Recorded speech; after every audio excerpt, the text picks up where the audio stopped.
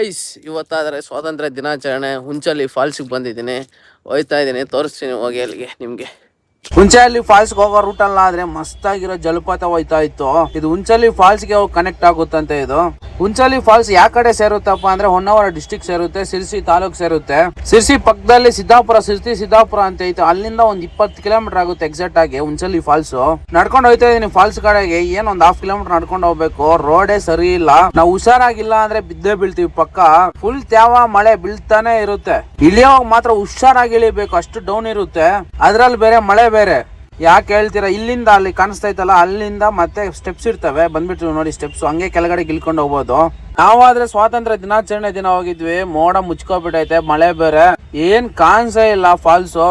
ನನಗಾದ್ರೆ ಅಷ್ಟು ದೂರ ಬಂದು ಬೇಜಾರ್ ಆಗ್ಬಿಡ್ತು. ನೋಡಿ ಮಳೆ ಹೆಂಗ್ ಬೀಳ್ತಾ ಐತೆ. ಮೊಬೈಲ್ ನಾಗ ಝೂಮ್ ಮಾಡಿ ನೋಡ್ದೆ, ನೀರ್ ಹರಿತಾ ಇತ್ತು ಫಾಲ್ಸ್ ನೀರು. ಬೇಜಾರಾಗಿ ಹೊರಟೋಗ್ಬಿಟ್ಟೆ ವಾಪಸ್ಸು. ಹೋಗೋ ಟೈಮಲ್ಲಿ ಆದ್ರೆ ಒಬ್ರು ಇನ್ಸ್ಟಾಗ್ರಾಮ್ ಅಲ್ಲಿ ಹಿಡ್ಕೊಂಡು ಡ್ರೋನ್ ಬಿಟ್ಟಿದ್ರು. ಮಸ್ತಾಗೈತೆ ವ್ಯೂ ಪಾಯಿಂಟ್ ಡ್ರೋನ್ ಅಲ್ಲಿ ನೋಡಕ್ಕ. ಫಾಲ್ಸ್ ನೋಡ್ತಾ ಇದ್ರೆ ಆ ಡ್ರೋನ್ ಅಲ್ಲಿ ಸೈಕ್ ಆಗ್ಬಿಟ್ಟೆ ನಾನಾದ್ರೆ. ಸಖತ್ತಾಗಿ ನೀರ್ ಹರ್ಕೊಂಡ್ ಬರ್ತಾ ಐತೆ ಕೆಳಗಡೆಗೆ. ಮತ್ತೆ ಬರೋ ಟೈಮಲ್ಲಿ ಆದ್ರೆ ಫುಲ್ಲು ಮಳೆ ಸ್ಟಾರ್ಟ್ ಆಗ್ಬಿಡ್ತು. ನೆನ್ಕೊ ಬಂದು ಒಂದ್ ಸೈಡ್ ಹತ್ರ ಕುತ್ಕೊಂಡೆ.